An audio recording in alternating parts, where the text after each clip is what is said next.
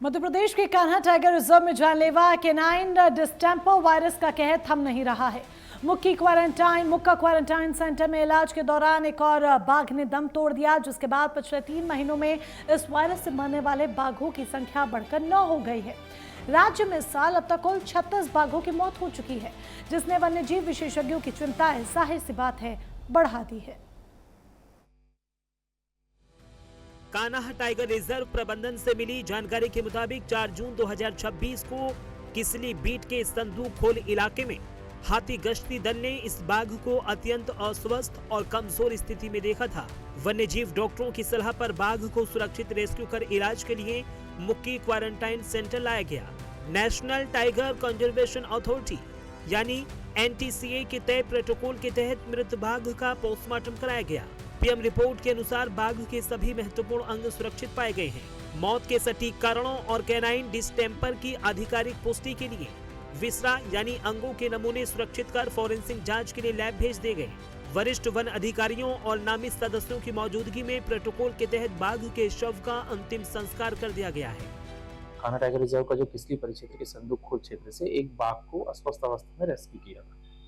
उसमें जो उसके शुरुआती लक्षण थे वो काफी कुछ कैनाइन डिस्टेंपर से मेल खा रहे थे, इसलिए उसको तत्काल उसको उपचार के लिए मुक्की क्वारंटाइन सेंटर ले जाया गया था और वहाँ जहाँ उसकी गहन चिकित्सा चल रही थी।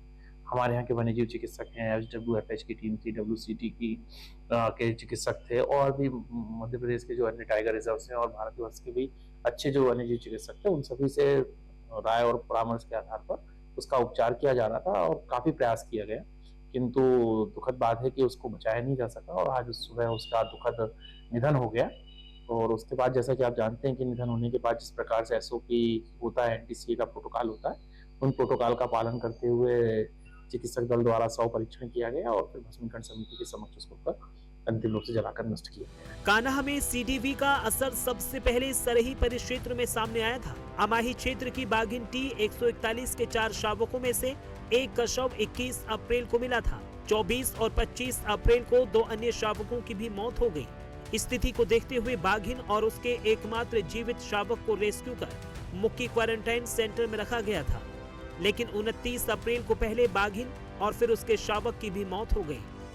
इस तरह 9 दिनों के भीतर एक बाघिन और उसके 4 शावकों की जान चली गई थी। इसके बाद 19 मई को मुक्की परिक्षेत्र के चर्चित महावीर बाघ की मौत भी इस वायरस के कारण हुई थी। कान्हा टाइगर रिजर्व में कैनाइन डिस्टेंपर वायरस यानी CDV का खतरा लगातार गहराता जा रहा है। पिछले 3 महीनों में इस वायरस से मरने वाले बाघों की संख्या बढ़कर 9 हो गई है। बताया जा रहा है कि 4 जून 2026 को किसली परिक्षेत्र के कक्ष क्रमांक 777 स्थित संदूक खोल क्षेत्र में एक बाघ गंभीर रूप से बीमार और अस्वस्थ मिला था। हाथी गश्ती दल की सूचना पर वन विभाग की टीम ने उसका रेस्क्यू कर मुक्की क्वारंटाइन सेंटर में भर्ती कराया था। प्रारंभिक जांच में बाघ में कैनाइन डिस्टेंपर वायरस के लक्षण पाए गए थे। इसके बाद विशेषज्ञों की निगरानी में उसका उपचार शुरू किया गया। बाघ के उपचार में कान्हा टाइगर रिजर्व, नानाजी देशमुख पशु चिकित्सा और विज्ञान विश्वविद्यालय और वाइल्ड लाइफ कंजर्वेशन ट्रस्ट यानी WCT के विशेषज्ञ शामिल थे। Wild life expert Ajay Dubey का कहना है कि मध्य प्रदेश के लिए ये बेहद चिंताजनक है। पिछले साल की अपेक्षा में अब तक करीब 36 टाइगरों की मौत हो चुकी है। इसके कारण शिकार, करंट और बीमारी। अब उम्मीद करते हैं कि ये मौत न हो। वाइल्ड लाइफ के एक्सपर्ट को जमीन पर उतारा जाए। मध्य प्रदेश में टाइगर प्रोटेक्शन फोर्स का न होना चिंताजनक भी है। राज्य सरकार से उम्मीद है कि कठोर कानून बनाए जाएं। जो टाइगर स्टेट का दर्जा है उस पर यदि हम पिछले वर्ष का रिकॉर्ड देखें तो 55 के करीब टाइगर मरे थे, जो पूरे भारत में सर्वाधिक है और उसमें अननेचुरल डेथ भी सबसे अधिक है भारत में। अभी भी इस वर्ष करीब 36 टाइगर मर गए हैं और इनमें से तो अभी चिंताजनक बात यह है कि कैनाइन डिस्टेंपर वायरस CDV के माध्यम से जो कुछ टाइगरों की मौत हुई है, उनको संक्रमण हुआ था कान्हा टाइगर रिजर्व में।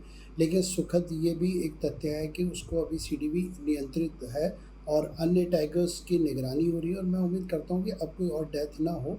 लेकिन शिकार की जहाँ तक बात है, कल ही बालाघाट में 2 टाइगर के जो स्केलेटन मिले हैं वो शिकारियों से जब्त हुए हैं, वो चिंताजनक विषय है। अब एक और बाघ की मौत के बाद CDV से मरने वाले बाघों की संख्या 9 हो गई है। फिलहाल लगातार हो रही बाघों की मौत ने वन विभाग और वन्यजीव विशेषज्ञों की चिंता बढ़ा दी है।